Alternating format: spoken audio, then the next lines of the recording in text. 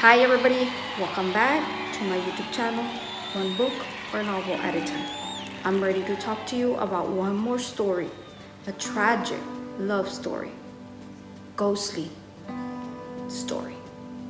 The title of this one is called The Woman in White at Roma, and this story is found in this amazing book, Ghost of the Rio Grande Valley, written by Mr. David Bowles, and all the illustrations by Mr. Jose Melendez. Thank you, Mr. David Bowles, for allowing me to read aloud the story, The Woman in White at Roma, from your book.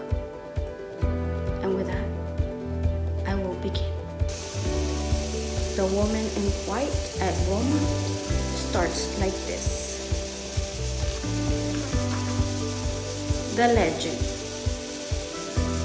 Isabel Salinas had always shown a measure of devotion to the church and pity that her sisters could not rival. It was no surprise to her parents then when, as a teenager, she expressed a desire to dedicate her life to the service of Christ.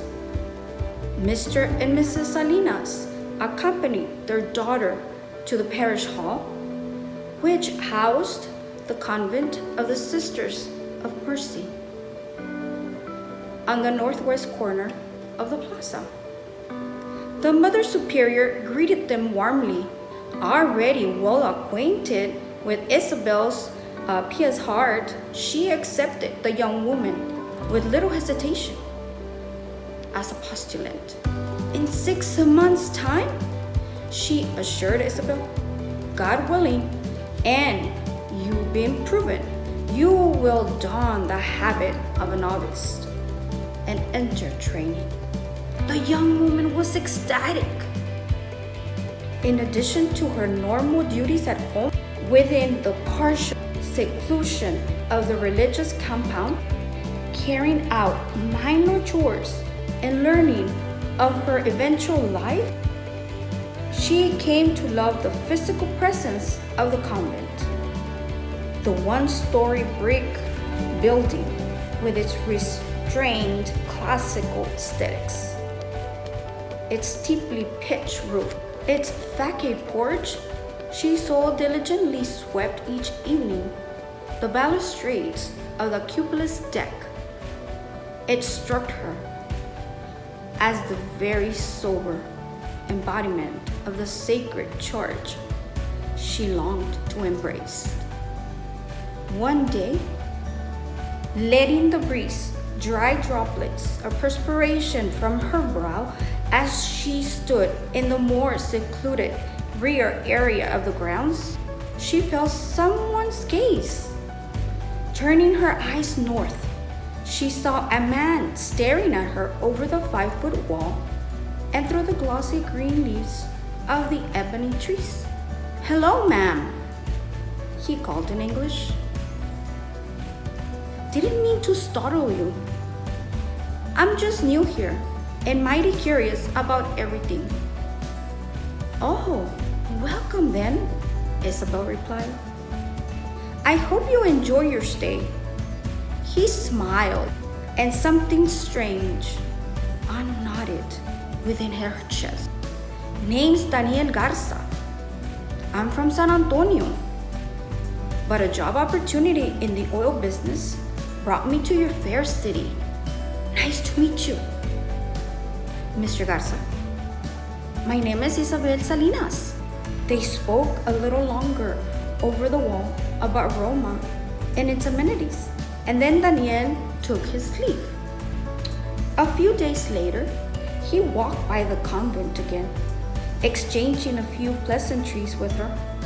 Before long, this had become his custom, and Isabel found the brief conversations agreeable. When they chanced to see each other at Mass, Daniel could send the most courteous and chaste of nods her way.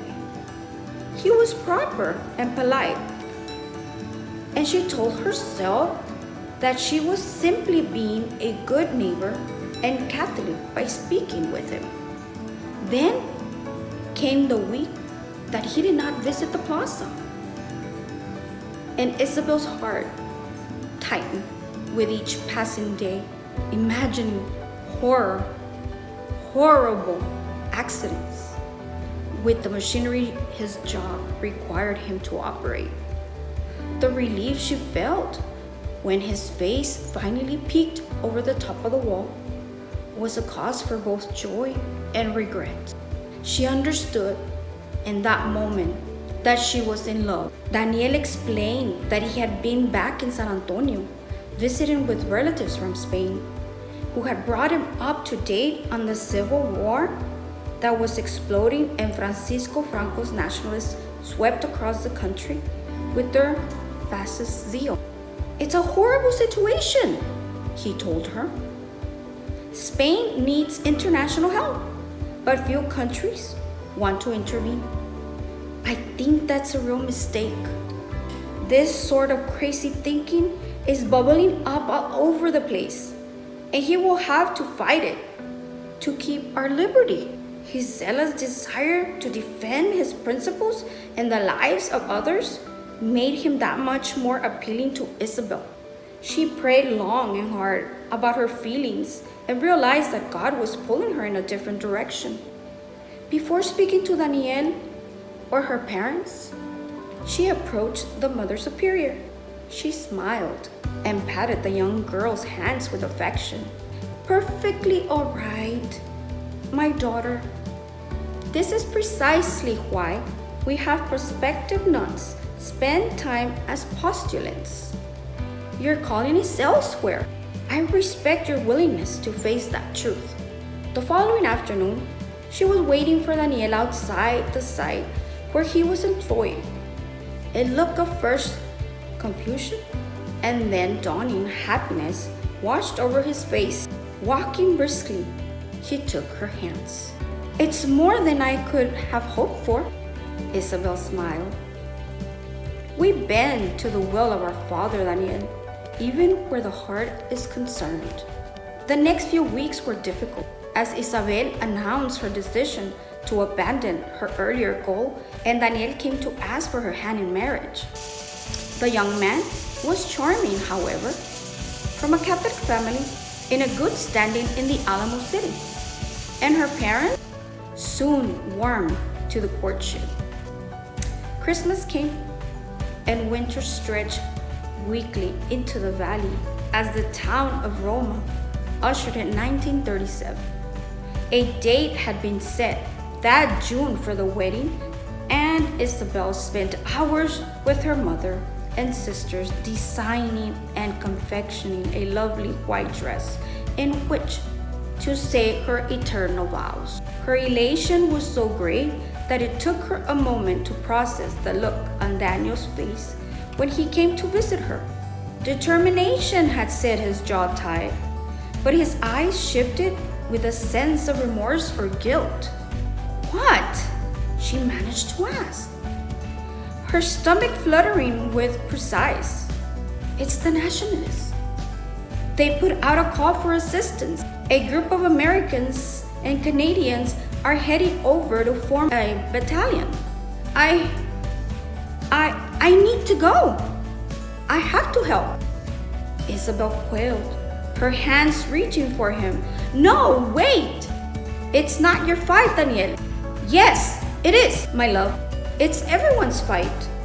I wouldn't be able to live with myself if I did not do anything or to stop the rise of a dictator." But the wedding!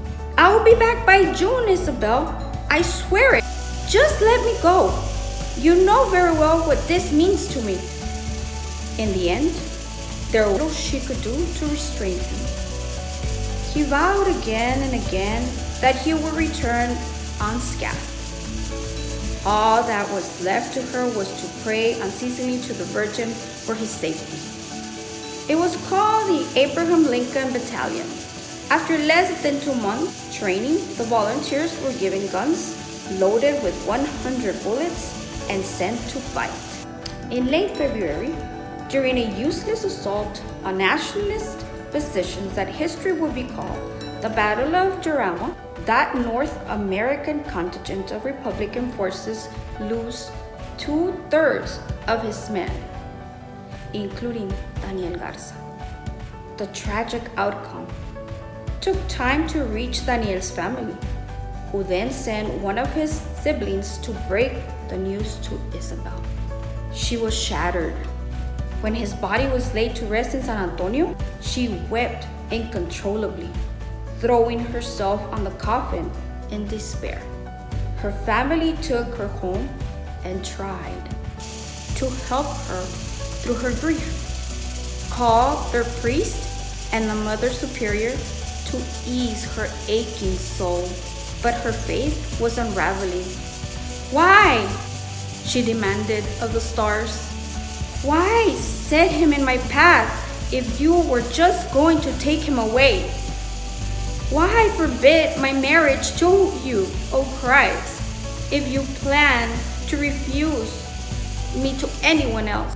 In a state of hysterical shock, she finished sewing her wedding dress and began to wear it, wandering the streets at night.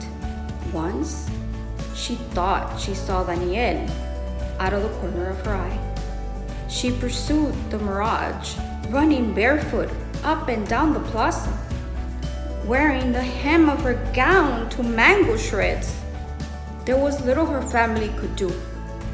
Her mind had simply snapped. "He's alive!" she hissed at them when they tried to rein her in. "We've been lied to.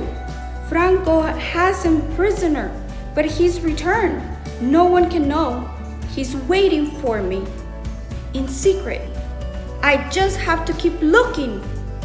Isabel wore her soul and body out with a mad quest. Exposed to the elements, she fell deathly ill with pneumonia and died. But her spirit was not satisfied. It clinches to the center of that venerable town, searching for its eternal twin, the mate from which fate so cruelly cut off. The people of Roma have seen her restlessly scorning the historical district, floating from church to convent and all along the plaza. Her wedding gown flutters, eldritch white against the darkness, a symbol of undying love. And that's the end of this tragic story, found in Ghost of the Rio Grande Valley by David Bowles. Thank you for listening. Thank you for tuning in to one book or novel at a time. You were amazing listeners. Have a spectacular day. The Woman in White by Roma.